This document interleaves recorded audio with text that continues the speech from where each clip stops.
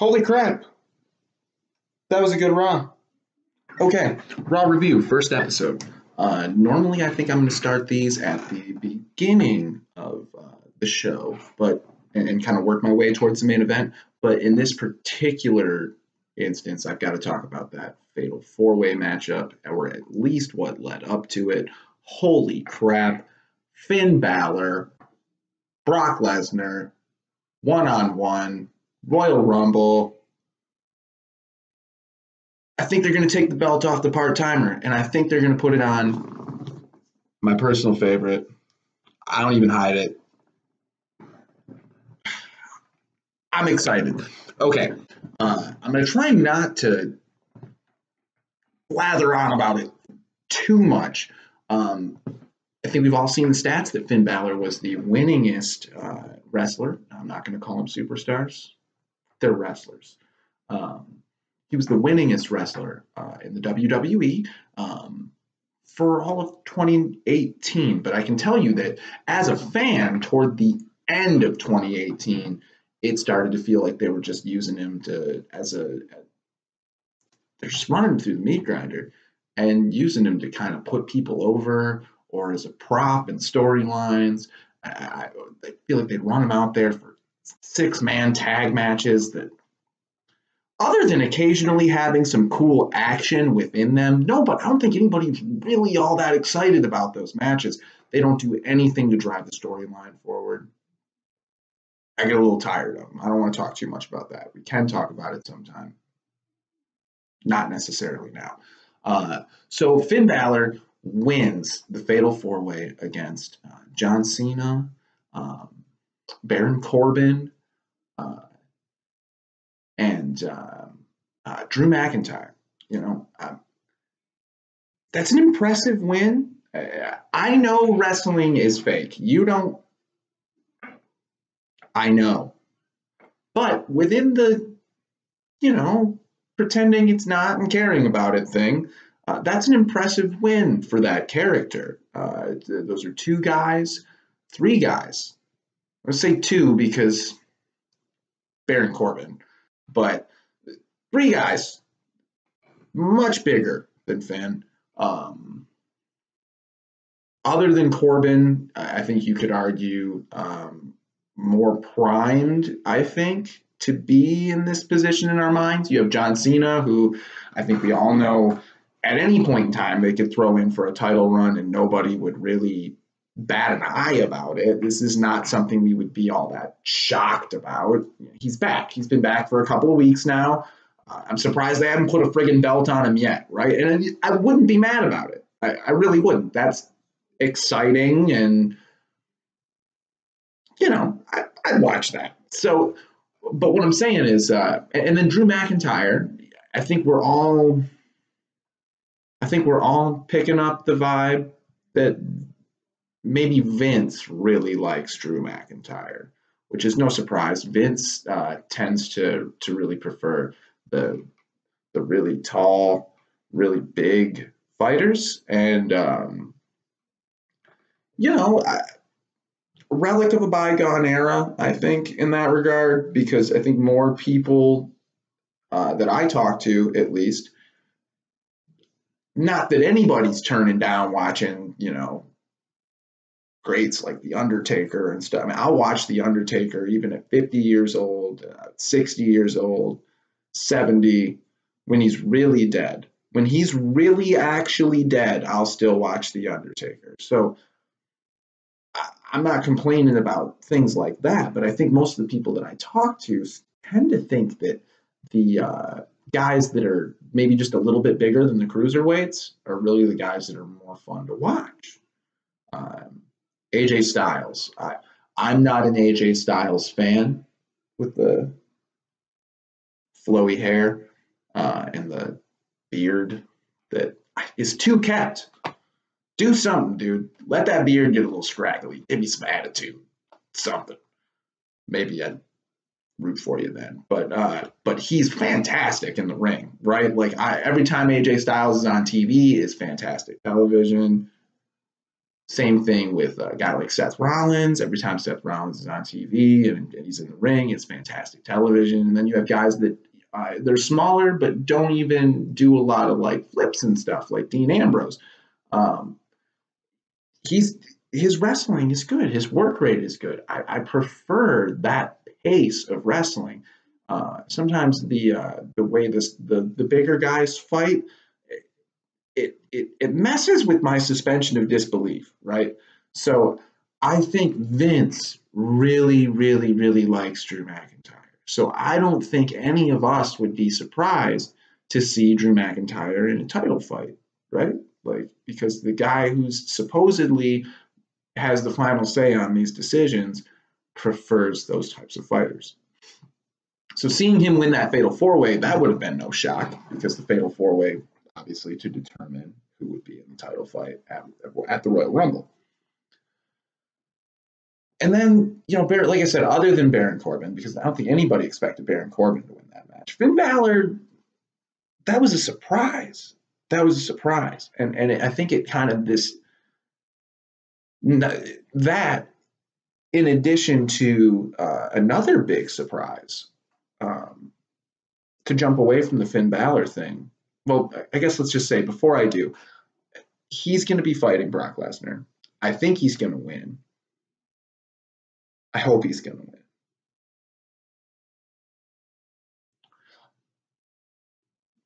I hope he takes out the Demon. I hope, like, he comes out in all the makeup and the...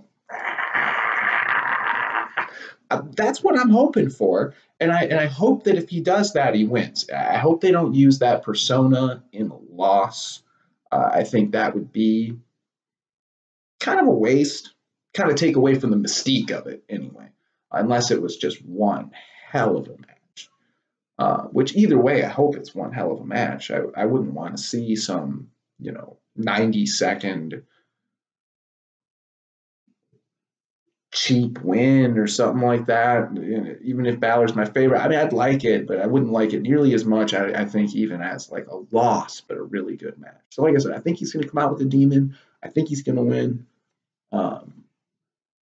And I think that, WWE is going to do us right and put a belt on the dude in 2019. And even if they take it off him right at WrestleMania, he's got it.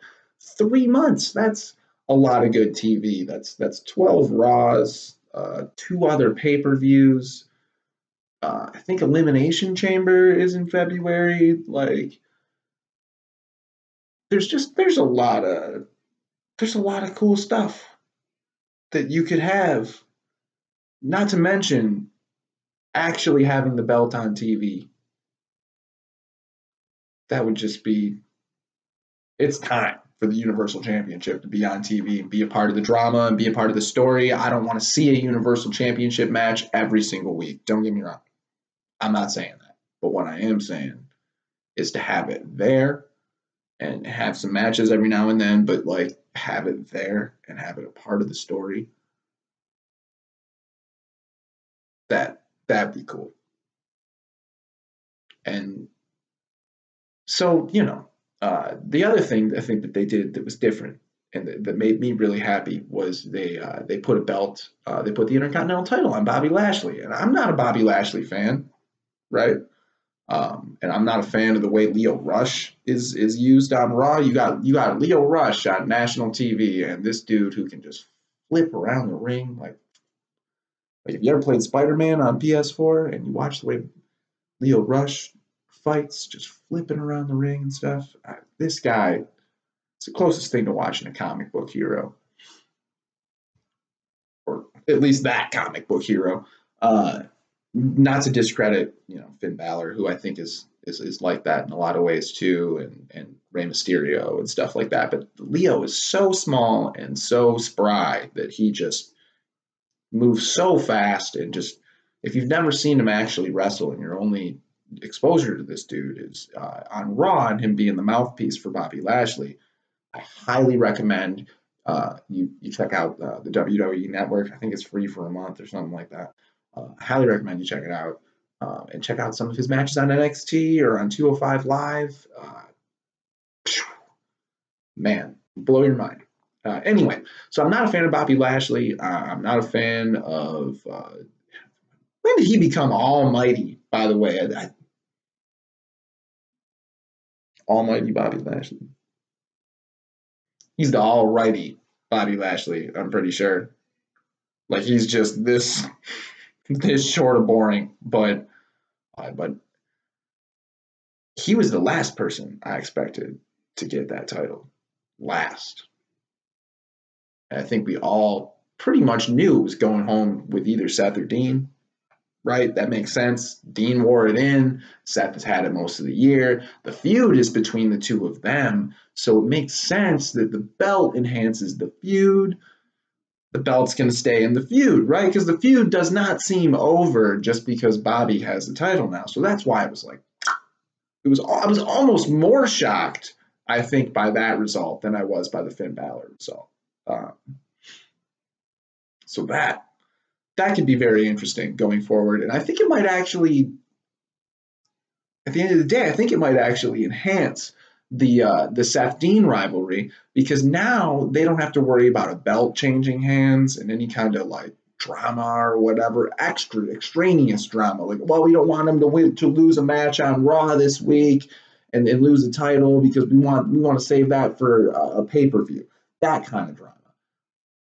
I think you can now see some interesting match types going on between those two. And you won't know who's going to win because one of them won't come in wearing a title, and you won't have that suspicion that there's not going to be a title changing hands on an episode of Raw in the middle of January or the middle of February. Like you kind of know, and every now and then they shock you and they do just that, But like it'll be interesting. I think they can do kind of like if you watch NXT at all. And maybe NXT should have its own thing. Maybe I should give NXT 15 minutes on Wednesday or something like that. But if you watch NXT at all, they've done some really interesting things with Tommaso Ciampa and Johnny Gargano, a tag team DIY that they were buddies, and then they weren't buddies, and now they really hate each other, right? And that's nothing new in wrestling. That's an old storyline, and to think that it would be as compelling as those two have made it is really a testament to how good they are as actors and as wrestlers. So their in-ring work is fantastic. I would highly recommend, again, if you have WWE Network for the WWE pay-per-views, that you check out some of the NXT TakeOver pay-per-views as well, because those guys have tore the house down and often do just on a regular Wednesday night NXT show. But some of those matches didn't involve, I think the best of them didn't involve belts. So you didn't know who's going to win. You didn't know what was going to happen. Or at least you had no reason to think that you would know what was going to happen. And it added to the suspense and to the drama of the whole thing. So Bobby Lashley, take that Intercontinental title. There will be different people potentially challenging for it, I think, at this point. So that might open up. You might see Elias as the IC champion, which, by the way, Elias is great. He's like every dude who plays guitar. Like, I play guitar. You want to see? Dooba-dooba-doo. And before I get any hate for that, I'm in a room with, see here, a lot of guitar stuff, and you might be able to see my little hand-pedal board on the floor there, and I play guitar too. It's not meant to be a dig at guitar players. I just think Elias he's very funny. He's great, and I wouldn't mind seeing him with the IC belt on. I think it going to somebody other than Dean or Seth opens the door because Dean and Seth can keep their drama. They don't need a belt to make that good. Bobby Lashley needs a belt. He needs to be, or at least involved in a belt feud to be entertaining, right? I mean, already I don't know what he's thinking half the time. He's got no eyebrows, right? I don't know how he feels about most things. He's just But I can't do that thing with my eyebrows that I do because I can't see it when he does it. So he's just Bobby Lashley. And I'm sure he's a great dude, you know? Like, he seems like he's probably a nice guy. I assume most people are probably a nice guy, I guess, you know? So I'm not trying to actually talk bad about him. Just, I find him just a hair shy of boring. He's not boring. He's almost boring. So he needs a title to make his stuff interesting, right? And now he has one. I think that's good for all of us. And like I said, Seth and Dean, now we don't know what's going to happen with this rivalry going forward. We don't know. There's no reason anytime they meet up for you to assume or for me to assume that I know what's going to happen. I might have my suspicions, but there'll be no that belt that is like a continuity issue in comic books or something. But we would love to write this story, but we can't write this story because continuity, right? So I think taking that belt away opens up for all kinds of freedom and for you to never know how things are going to end between those two. And I'm really excited to see, other than Elias, there'll be other people, I'm sure, but I'm excited to see who else is going to be challenging for that Intercontinental title now. It's going to be different. You knew when Dean was wearing it that every week somehow Seth was going to be involved with it, and so even that meant like if there was somehow like a match between like I don't know, could have been Dean Ambrose and Bobby Lashley, right? Like you knew some way or another it was not going to end cleanly between those two. That Seth was going to get involved. Now, more story, more reason to watch. Speaking of more reason to watch, they're finally using Sasha Banks right. They've been doing this wrong for a year. The stuff with Bayley was boring. Oh my God, it was boring. And Bayley's she's all right. She's a good wrestler. I'll give it that. She works in the ring. I don't like her striking seems faker than everybody else's, but like a lot of her flips, a lot of her suplexes and stuff like that, they look good. She's good at it. You know, I'm not trying to talk bad about Bayley, but she's not particularly entertaining from storyline standpoint. And Sasha Banks, however, her in-ring work she flies around all over the place, and she's fun to watch. I don't think anybody. I'm not such a big fan of her mic work. You know, she's not terrible, but her in-ring work, you really can't shake a stick at it. You just can't. She flies around. Ronda, that's going to be a good fight. That's going to be a good fight. I'm not such a huge fan of a singles champion and a rival and put them on a tag team and put it against an actual functioning tag team. Kind of. Can we call Nia Jax and Tamina a functioning tag team? I think so. They're a functioning tag team. To see those two teams going at it, that's not compelling television to me. But what is that Sasha Banks potentially going to be in singles matches, singles championship matches. If they're going to take that belt off of Ronda and have her kind of go get it again, I think that Sasha's a good candidate for that. Certainly better than giving it back to Nia Jax. It wouldn't be bad. I'm not saying it would be bad because, you never know. They might end up doing that.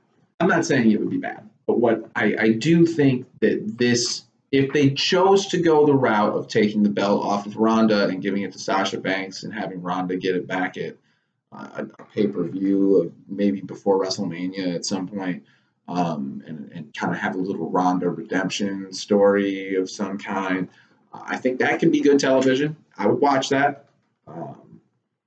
And I think that Sasha would be a much better person to have the belt in the meantime than Nia, who once you get over how powerful she can be, she's kind of boring.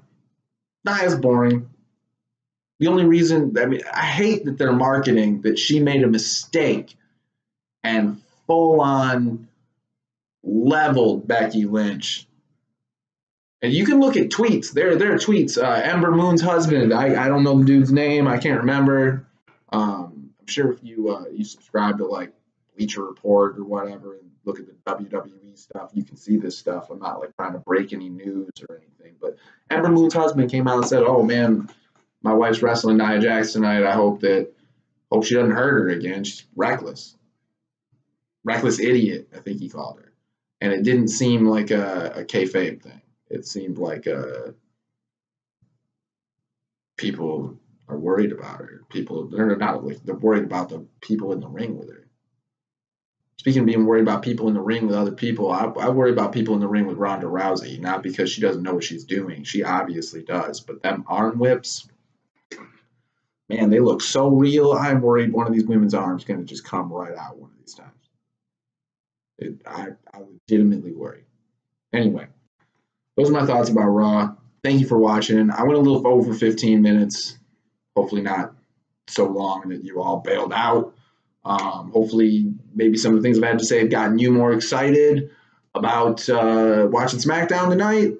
And I'll be back tomorrow with another one of these about SmackDown. And we'll be back sometime this weekend with a little Royal Rumble pre-show with my buddy Scott. All right. Thank you.